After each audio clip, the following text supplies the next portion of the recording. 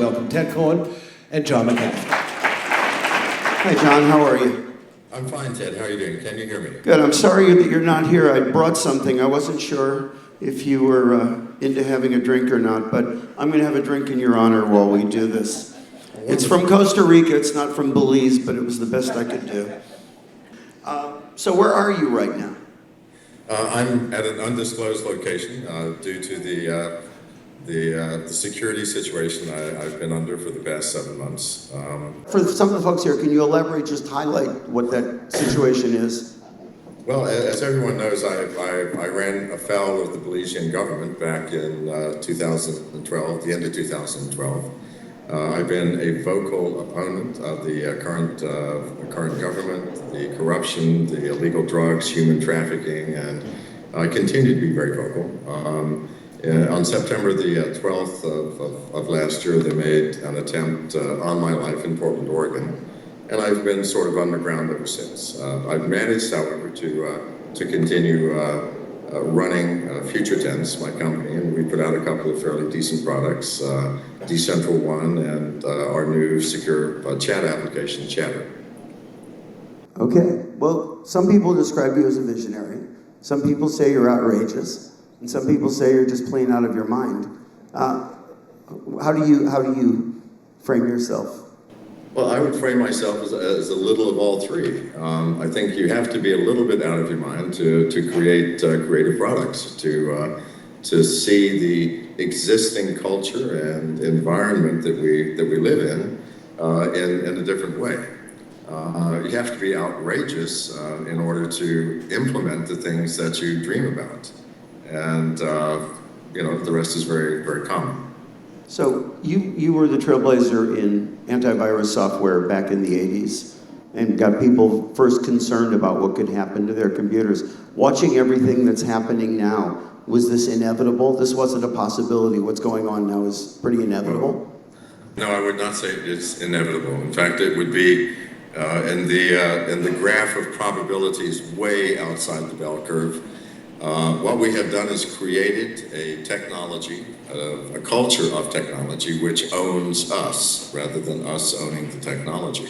We live in a world where there is no privacy, there is no security, where it is much more economically viable to find out where you are, what you're doing, and what you are buying than it is to sell you something of value.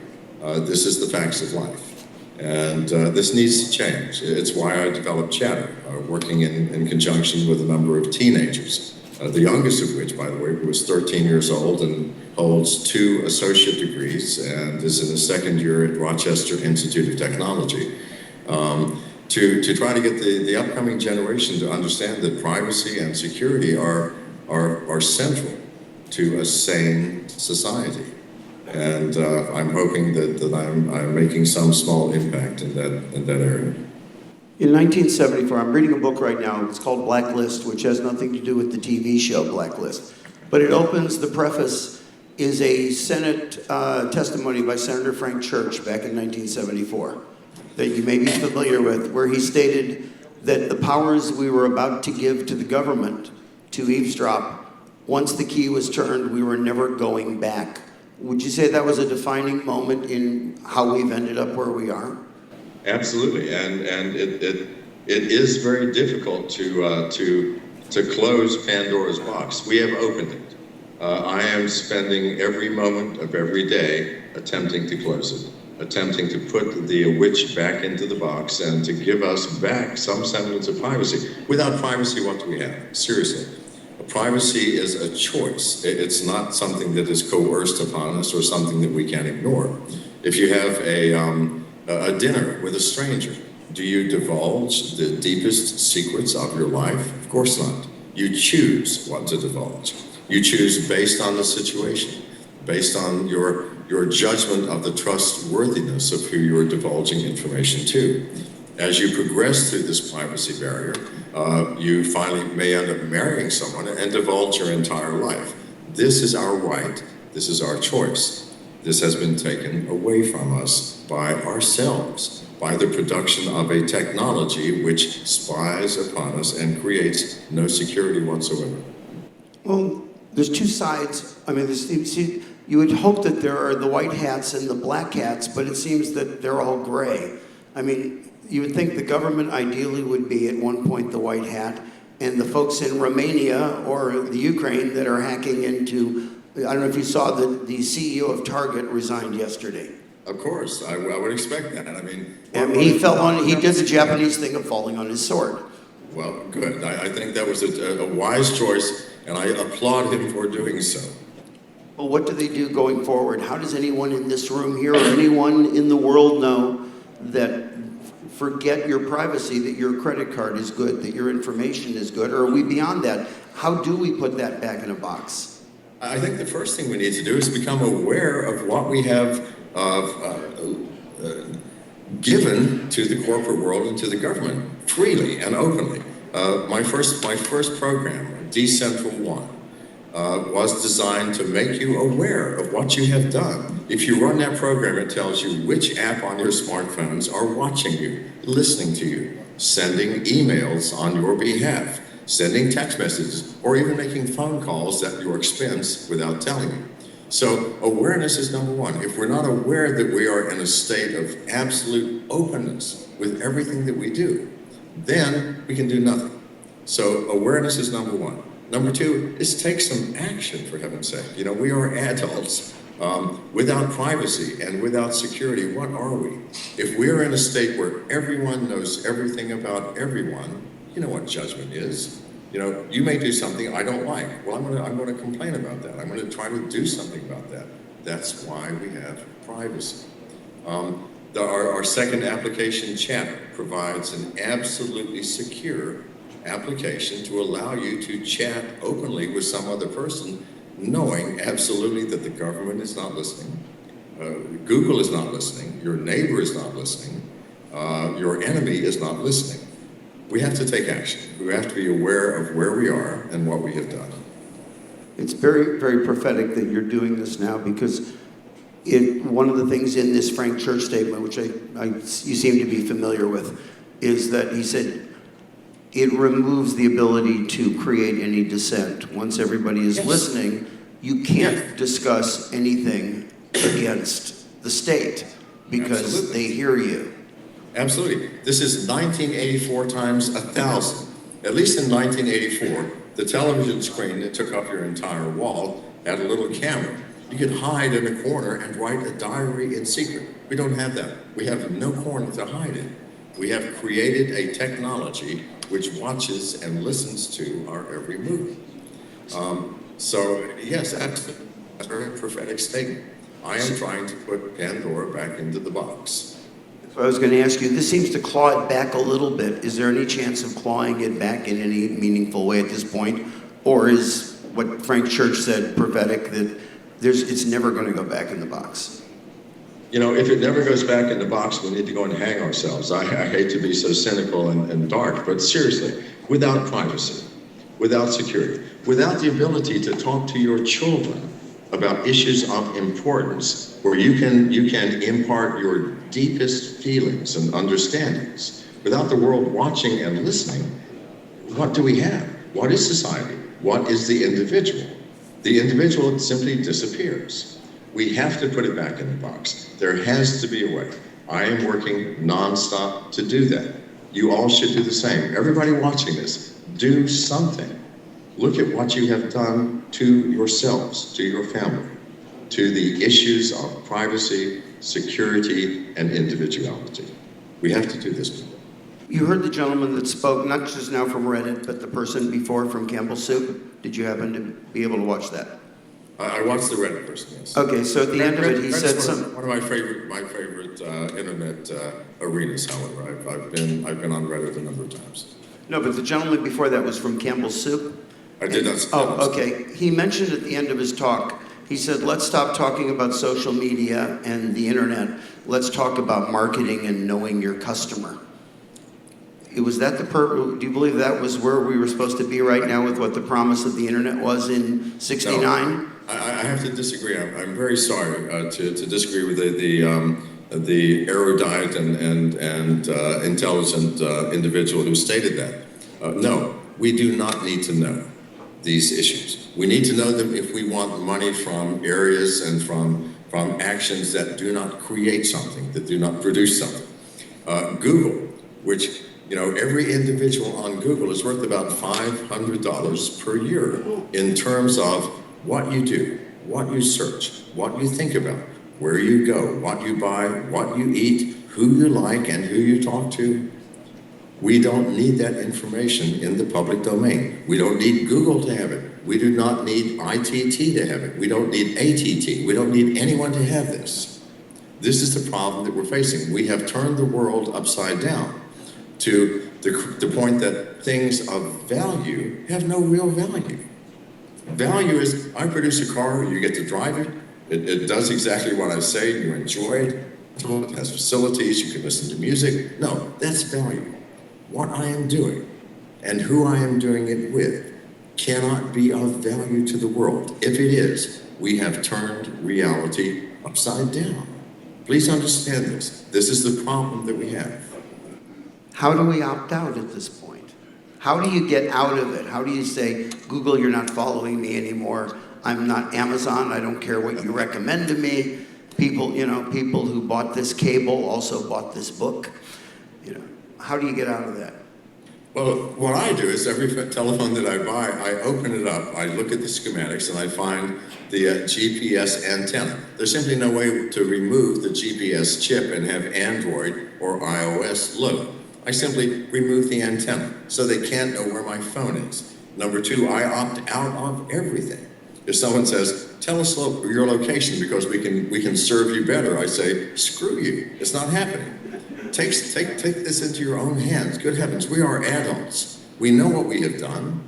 We are like dreamers walking through some shadow world. We have to wake up, people. We have to wake up and see where we are, what we have done, and what the implications for our children are. I had a very scary moment last September. I had a meeting with a friend of mine at my house, and I said, how have you been surviving the last few years? He says, oh, I've been doing some programming work for the NSA. And I said, what's that like? He proceeds, and I'm going to do this awkwardly, pulls the back off his phone, drops the battery out, puts his phone on the table and says, well, you know, they're a really good client.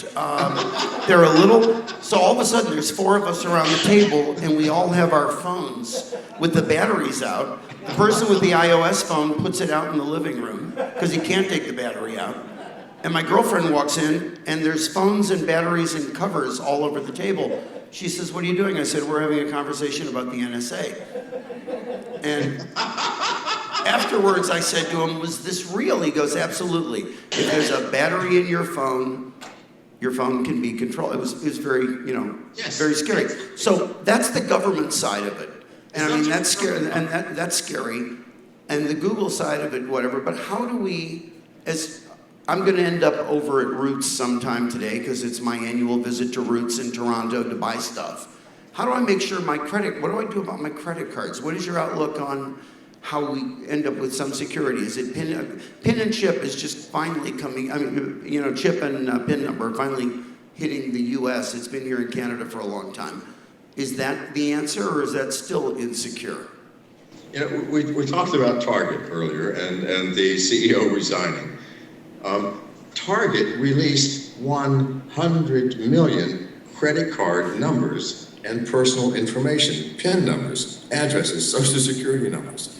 Why do we care anymore? All of our information is in the public domain. The hackers already have everything. Pandora's box has been opened.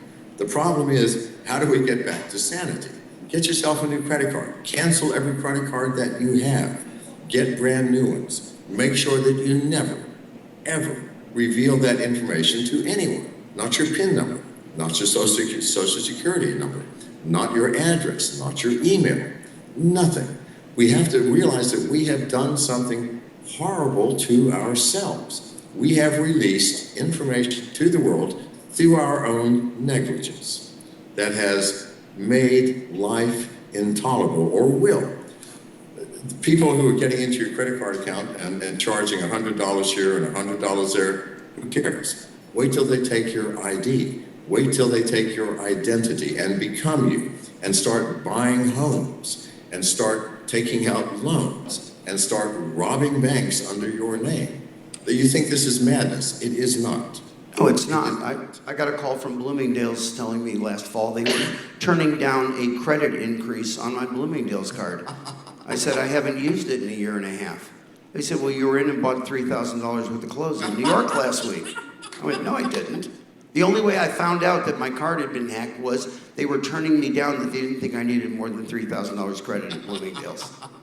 Okay, so case in point, it has happened to you. It will happen to everyone. And when it does, please, people, wake up. You've done this to yourselves. You have abdicated responsibility for your life, for your security, and for your privacy. It may be too late for us, but please, for your children and grandchildren, do something.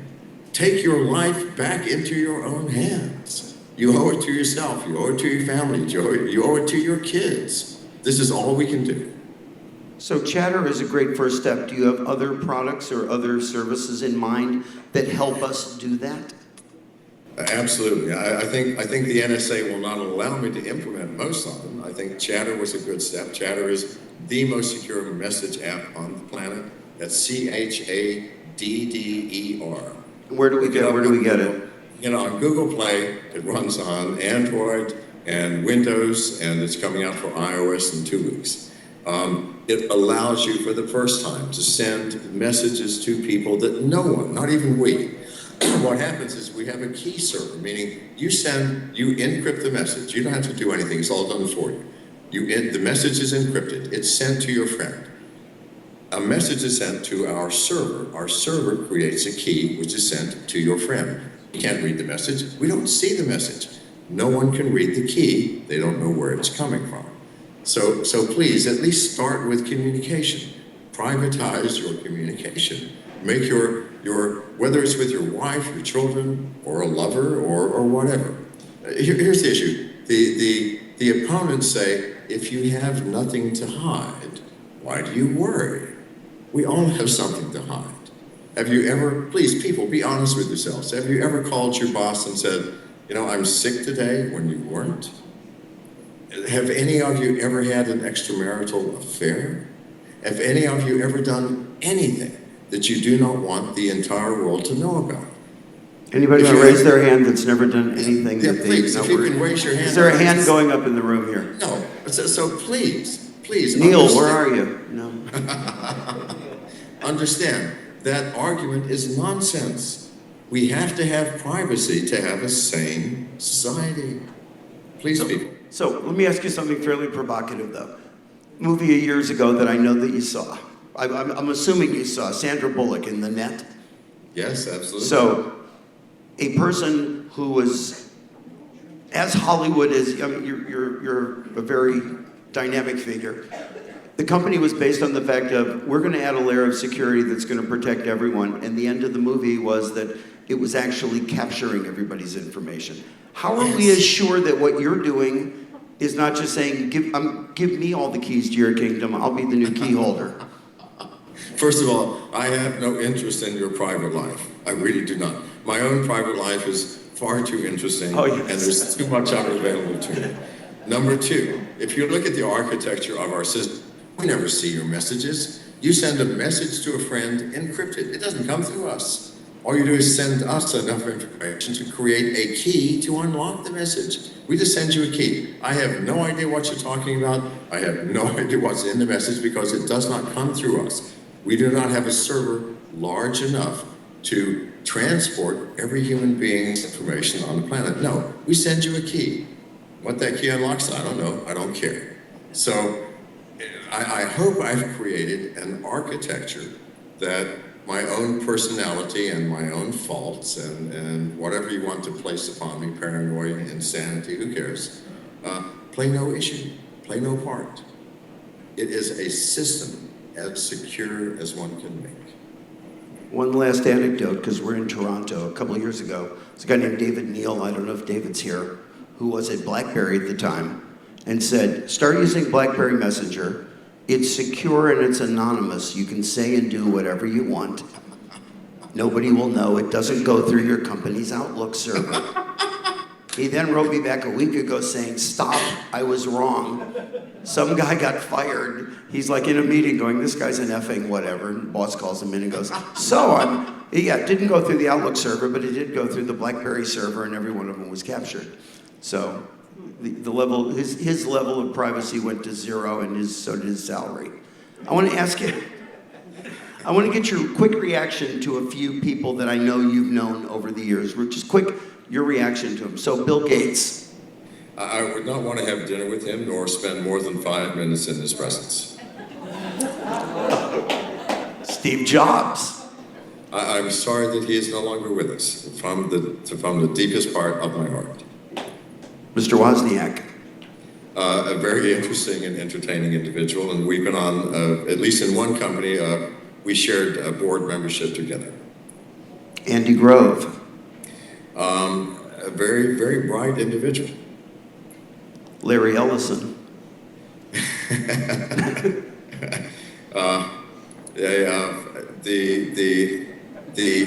The ego expanded to the nth degree. Okay. Nolan Bushnell. I love Nolan. He's a very bright man, and thank God he created Atari and entertained us all for so many years. Alan Kay. A very nice man. Vince Cerf. I do not know the gentleman. I had no personal contact with him. Who are your guitar heroes? Well, Who do you admire? I mean, if you were going to say, here are my top 3 people, who do you admire? okay, Eric Clapton, by the way, is the greatest guitarist on the planet, and I will stand by that with my life. That Steve Jobs, number one, clearly the most outrageous person with a heart and an intellect who actually acted on his impulses. Number two, I would like to mention our current president, Barack Obama, who has, in the face of unbelievable opposition, maintained some dignity and some cool. And I know I've gone on Fox News many times and said Obamacare is a nightmare and a hacker's wet dream. In spite of that, he is a man of high character and high standing. We're talking about living people. No, anybody. I mean, people who've touched your lives, people who inspired you to do what you've done, people you think about when you go, what would they do, or I wish I could call them and get their advice. Charles Darwin, whose book, The Origin of Species, I have read multiple times, and who I wish with all my heart I could sit down with and have dinner. Do you have time for a couple questions from the audience? I do, sir. Who would like to ask John a question? Go up to the mic, please, because he needs to hear you. My question is, a lot of us here are digital marketers. Obviously, we're very passionate about social media and technology. Hopefully, a lot of us are also very ethical people. For me, I like to think I'm fairly ethical, and I want to know, how do I make my career and my ethics unite in a way that's safe for myself and for the people I market to, and in the future, continuing on that path? As a social marketer, I would suggest that you become either a doctor or a dentist. And that is from the deepest part of my heart. That sounds like Hunter Thompson's quote about the music business is a murky place with really bad people, and then there's a dark side. That's paraphrased, but... My apologies for having to say that, but it is what I feel, man. Okay, go ahead. I love that answer. I hope you'll have the same honesty. I'm interested to know your opinions on the feasibility and the value of mesh networks as our smartphones increase in power. There is no other hope for us. Without the mesh network working, people accepting it, understanding its implications, its weaknesses, and its power, we have no hope of closing Pandora's box. This is the facts. We have time for one more question, and I have a wrap-up question for you. Go ahead. Hello, John. Nice to meet you. My name is Norman. What advice do you have for someone who is kind of like you and trying to let people know about some of the truths of the world and without being called a nut or fear monger. Be prepared for the worst. Understand that nothing is more dangerous than stating the obvious. If you state the obvious, you will be shot at, you will be hated, you will be hunted, and if possible, you will be exterminated.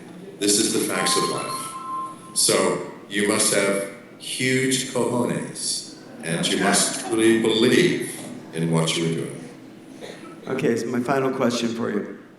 You've been inspirational. I've followed you for a long time, and I hope you're around for a very long time. So let's pick a number. 30 years from now, how do you want to be remembered? What would be your epitaph, or what would you want someone to have written about you? He was. Take it from there. Wow. I'm not really concerned with how I am remembered. I'm concerned with how I am perceived at this moment. But I would take Robert Louis Stevenson's epitaph. Here he lies where he longed to be. Home is the hunter, home from the sea. Home is the hunter, home from the hills. This is it. Thank you very much. On behalf of everybody here.